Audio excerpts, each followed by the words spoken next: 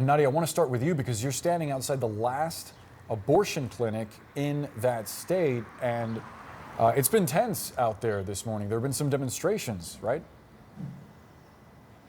Yeah, Boris and Christy, it has been a long morning so far, starting at about 4 a.m. local time when some of the protesters, the anti-abortion activists, have come out and started really aggressively in the morning and threatening and intimidating to myself and our crew, but also to the staff and the volunteers at this clinic, the last clinic in the state of Mississippi, as they open up their doors, because in this state, the AG has to certify the bill into law, and so that won't happen for another 10 days or so. So abortions are still happening. And at this hour, the clinic doors are now open, although they've been allowing women to come in for the past hour or so simply because there's been so much hostility outside of this building. So right here on this corner, things have really calmed down. But we saw that intersection between the anti-abortion activists and those who are supporting this clinic and supporting the right of women who still have that right here in the state of Mississippi to get an abortion. Things got really loud,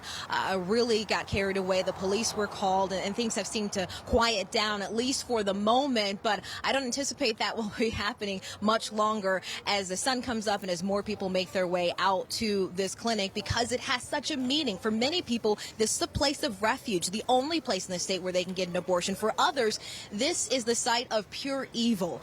Listen to one of the volunteers here at this clinic talk about what it means for women over the next 10 days in the state of Mississippi and what happens thereafter.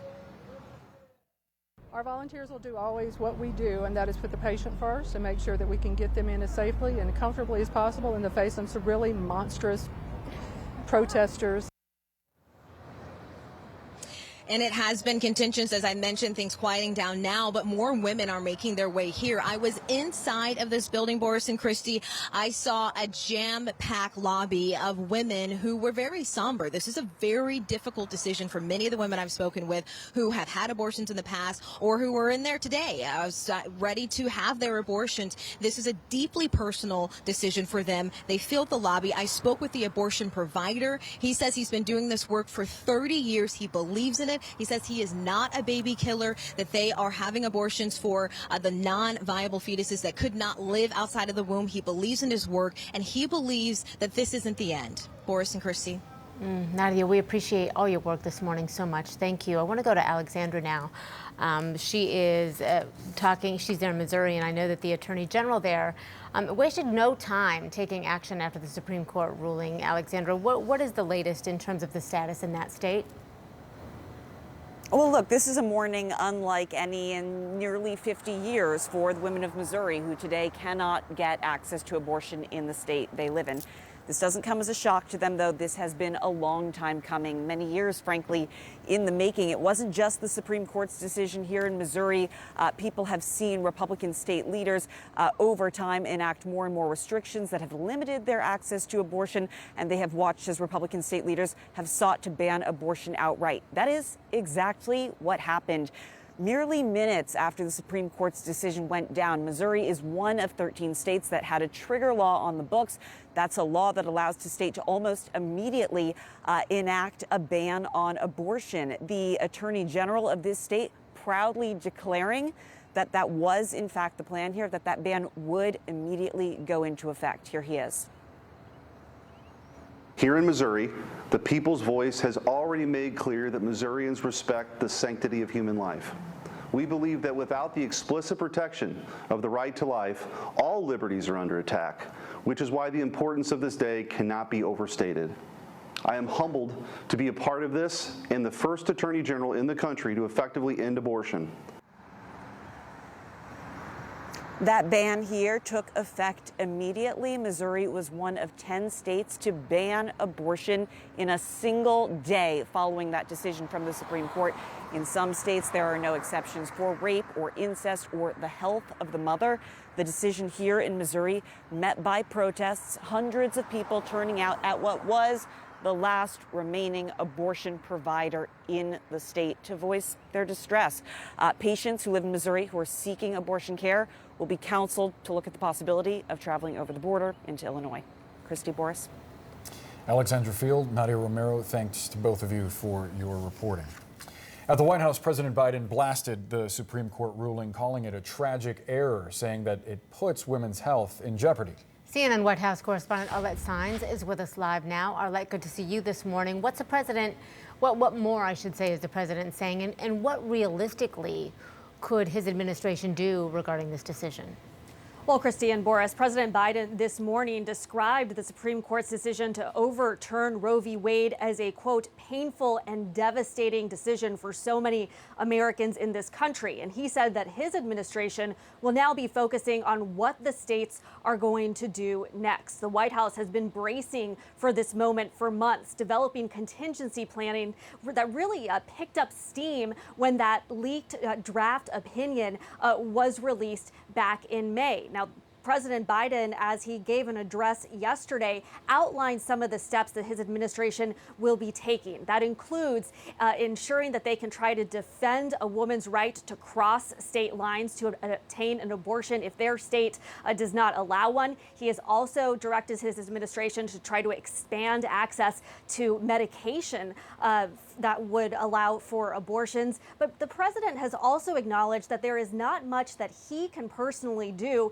to fully restore that constitutional right to an abortion that had been in place for nearly 50 years. The president said that that must be done through legislation up on Capitol Hill, but the votes to do that simply do not exist at this moment. Now, with protests also expected to occur over the weekend, the president also urged people to ensure that those protests remain peaceful. He said that violence is never acceptable. And here at the White House this morning, in another historic moment, as the president signed the first major gun reform legislation in nearly 3 decades, the president also offered an assessment of the Supreme Court.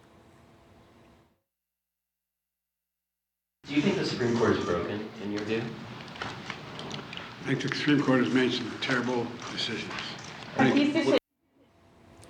Now, the president there not only referencing abortion, but also a ruling from the Supreme Court this week that really expanded gun rights in this country. Both of those issues, the White House is hoping that both guns and abortion will really galvanize voters heading into the midterm elections. Yesterday, President Biden specifically said that in November, Roe is on the ballot.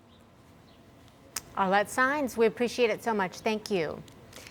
I want to bring Jennifer Rogers, CNN legal analyst and former federal prosecutor, into the conversation, as well as Joan Biskupic, CNN legal analyst and Supreme Court biographer. We appreciate both of you women. Thank you for being here.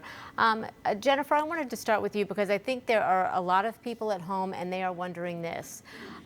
Does this ruling create an opening to criminalize travel to other states if you are seeking abortion services, and whether it's the services themselves, or what about the criminalization potentially of medicine related to abortions that could travel state to state or could be transferred state to state? Is that possible? Well, we know that in fact states are already moving to try to make those things criminal, that the travel to other states. One of the things I think Missouri is trying to criminalize an abortion. If someone actually got pregnant within the state, no matter where they are when they have the abortion. And of course, we know the abortion pills are under attack as well. There are questions about the constitutionality of laws that try to prohibit people from traveling state to state. And so I do think that there will be legal challenges if and when states enact laws like that. And they are susceptible, I think, to successful legal challenges. So I think in the end, probably trying to stop women from traveling out of state using the criminal laws will not work. They may have some success with trying to stop people from getting abortion pills. I mean, again, I think this is an area where Biden can take some executive action to try to help this situation. But there are legal challenges. People are already gearing up for those as states are jumping to pass these laws as quickly as possible to try to stop women from not just having abortions in clinics within those states, but really to try to reach beyond their own states and stop women from going elsewhere. Okay, Joan, I want to ask you about the broader implications here, specifically from Justice Clarence Thomas's concurrence.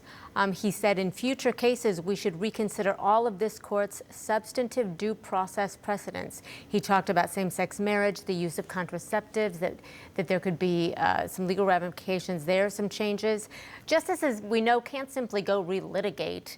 They need to be tethered to a case that comes to them. Do you think that this statement he made was his way of saying, bring me a case? Yes, he invited greater challenges to broader privacy rights. And, you know, Christy, there was a time when I would have said, you know, Justice Clarence Thomas alone is saying that the court should reverse Roe, alone is saying how wrongly it was reasoned. But he ended up prevailing on Friday, and who knows what's to come to additional challenges.